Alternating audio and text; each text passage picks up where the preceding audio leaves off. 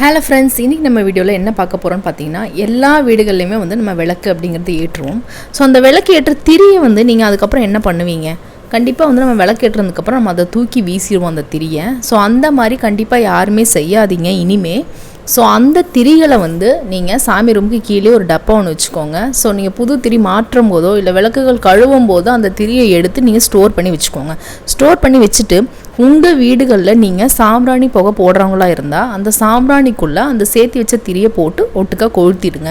அப்படி இல்லைன்னா நீங்கள் சுற்றி போடுவீங்க இல்லைங்களா, ஞாயிற்றுக்கிழமை, செவ்வாய்க்கிழமை, வியாழக்கிழமை அந்த மாதிரி சுற்றி போடும்போது அதில் கற்பூரம் கூட இந்த சேர்த்து வச்ச திரியும் சேர்த்து கொளுத்திடுங்க.